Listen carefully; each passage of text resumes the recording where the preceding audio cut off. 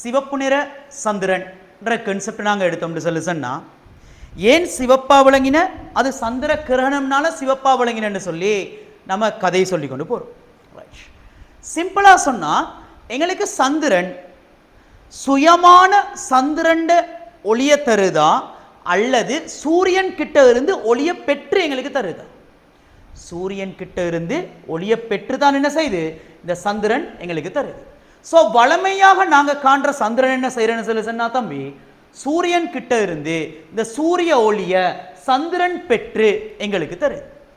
எனவே 7 நிறங்களும் எங்களுக்கு வந்து சேர்ற நேரம் அது வெள்ளை நிறத்தை பிரதிபலிக்கும். 7 நிறங்களும் எங்களுக்கு வந்து சேர்ற நேரம் அது என்ன நிறத்தை பிரதிபலிக்கும்? வெள்ளை நிறத்தை பிரதிபலிக்கும். இதான் வளமையாக நாங்கள் காண்ற சந்திரன். ஆனா சந்திர கிரகணம் ஏற்படுற நாள்ல என்ன செய்யும்? சூரியன்ல இருந்து சந்திரனுக்கு செல்லக்கூடிய இந்த கதிர்களை நம்மட புவி மறைக்கும். அதாவது எங்கட யாரு இந்த வளிமண்டலம்.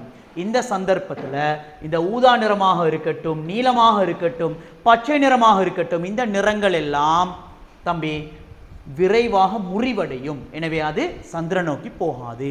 எந்த நிறம் மட்டும் சந்திரன் நோக்கி செல்லும் சொல்லி சொன்னால் இந்த அலைநீளம் அதிகமாக காணப்படக்கூடிய இந்த சிவப்பு நிறம் மட்டும் என்ன செய்யும்?